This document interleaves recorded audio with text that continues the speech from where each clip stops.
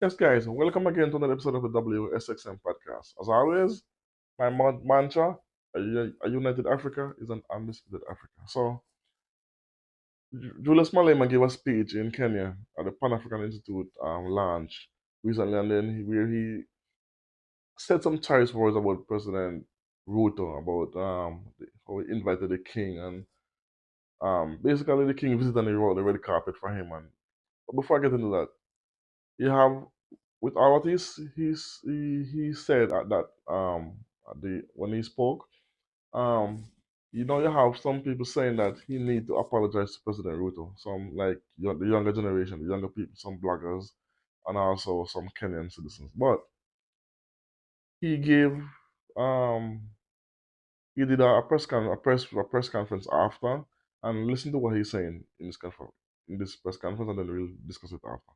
Boom. President Ruto has got a platform to speak and not say anything on Palestine, on Israel, on it. He can, that thing, it is called a diplomatic language. So you stand up and then speak like that about pregnant women who are dying, and then you say we must keep quiet because if we speak, we are attacking the president. No. A Pan-Africanist, when he sees children being murdered, a Pan-Africanist, when he sees occupiers killing the rightful owners of the land, can never sympathize with such people. And then President Ruto says, I'm with Israel. And then you, the young ones in his party, don't stand up to say, but no, it's not done. It's not done. We did that in the ANC and we got expelled for that. And we regret, no, we don't have any regret for doing that. The elders have got a potential of destroying the future of young people. That's why they say they've got Africa 2060 vision. But they won't be there in 2060, so I don't know what they are talking about. President Ruto is a new, fresh air. Because, it has always been like it has to go between the Odingas and the former president, the Kenyattas. So when he came in, we're like, we now are graduating the, what do you call it, family dynasty. We said the family dynasty arrangement is going away. We said this was a perfect Pan-Africanist. I'm not denouncing him as not being a Pan-Africanist. All I'm saying is stay true to what you are saying. It doesn't matter how many people are criticizing you or not. We still have a lot of hope in him. We still think that a right thing can be done. We need to de-dollarize. He said he's going to de-dollarize. We need to do away with the dollar. He said he's going to do away with the visas. We have to do away with the visas because Africa must be one. I must wake up. It's a 4-hour flight from South Africa to here. I must wake up in South Africa and come and eat lunch here. And then in the afternoon get into a plane, go back. So why should it be an issue? All of these visas, borders must be done away. You know why they think we are xenophobic? We don't know each other. The more we do away with visas and borders and all of that, the more we're going to know each other and realize that we're actually one thing. There's nothing I'm seeing in this room which I've not seen in South Africa. There's nothing that's... So guys, do you see President, future President Julius Malema, he's going to be the next president of South Africa because he's going to win the next election, which is next year. So I'm looking forward to that. Anyway, and he's currently a parliamentarian and the leader for the EFF coalition, which is a coalition for the EFF party. Anyway, so I agree wholeheartedly with what he's saying with this because we need somebody like him on the continent to keep people in check, to make sure they don't stray too far like what former presidents have done on the continent for years. And he's not the only person who's echoed this sentiment before. The current leader of Burkina Faso, Abraham Tour, he said as much at the last UN meeting when he said that why is Africa poor? And he had posed his questions to all African leaders.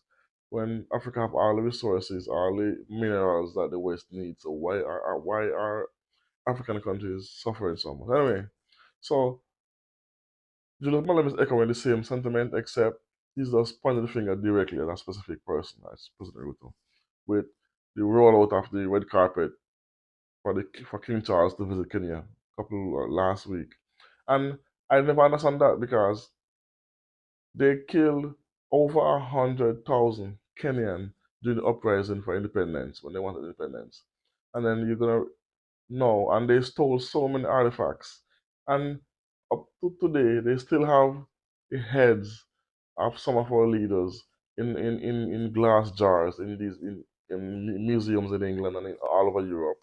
They also still have remains of our African ancestors and showcase, and they never return. No other country can allow our next country to keep their remains of their ancestors and showcase them, like how they do to African ancestry, show the history and our arts and our jewelries and all this. So this is what President Julius Malema was saying.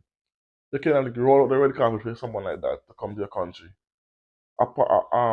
He gave no apology for the atrocities they caused on the continent. And it was specifically in Kenya, and also the Kenyan army, which are ancestors of the people who gave their life during the uprising in for the independence of Kenya.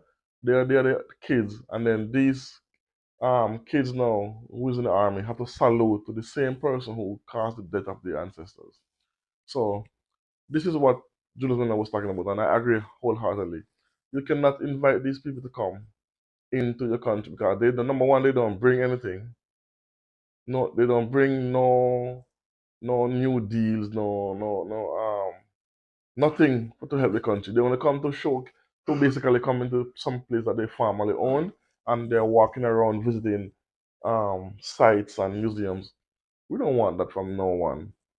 And you still have to return our ancestors. You still have to apologize for the atrocities of caused in Kenya. But Sam, this is what President, this is what Julius Malema is saying. You cannot do this red carpet rollout unless he comes specifically with the knowledge of knowing that he have to apologize and make amends, reparation, and stuff like this. Right? The dog is ill. Anyway, let's continue. And also, he recently signed the ACP pact with the EU, which is Africa, Caribbean, Pacific. It's like African countries with Caribbean countries on the Pacific. So they just signed a new deal, which has expired, but this is for every 20 years. And Kenya signed, and they have so many things in this treaty that gonna trigger like to control a country because they have the LGBT. Actually, they have the human rights in it. But I'm not gonna go too deep into it. I'm gonna do a video on that. But this is gonna hamper the growth of Kenya in the future if they do something that the West don't like. They can use this to hold over them to get Kenya to give up or relinquish certain rights. So I'm with Julius Malema on this, and he's President Ruto has been doing a lot of blunders lately. He's just tried to send 1,000 troops to Haiti with America. They gave him 100 million to go to help aid in Haiti with the war torn, and that doesn't make nothing because 1,000 troops kind of nothing. I think they had like 10,000 troops there, and then they couldn't stem the violence. What do you think you're gonna do with 1,000 troops? And also, the Haitian community already rejected that. They don't want him there because what?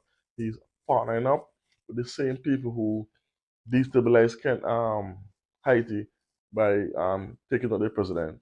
And also, millions of dollars they have stolen from the country. So that was a blunder. Then the King Charles thing, then the de-dollarization he promised still hasn't happened.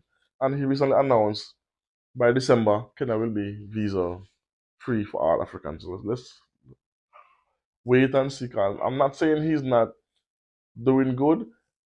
President Ruto to me is like the Obama of America.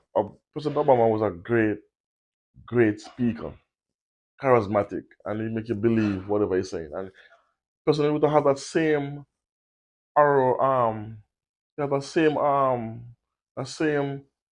arrow about him. He have that same great speaking in public. He have this charismatic personality, and he have this lofty ideas. But is he actually um putting any action behind these words that he's speaking when he go on these world platforms and speak about Africa? So I'm not saying he's not a good president or he's a bad president. I'm saying he's doing some things that's not in accordance with being a Pan African. So that's what I'm saying, and that's what Julius Malema is saying as well. He's not doing certain things that align with the Pan African movement, and also he agrees and backing Israel.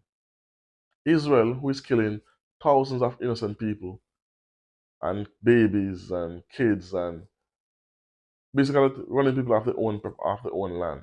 The whole Palestine, Israel. You see, how you gonna side with Israel and then so again he's doing a few blunders here and there, but let's hope and really look into this from a not emotional, from a perspective of action, speak a little bit than the words. And that's what Julius Malema is saying in this instance. So let me know what you think about this in the comment section. If you agree with Julius Malema or if you agree with what President Ruto is accomplishing, and if he's actually for the continent or is he being swayed by the Westerners.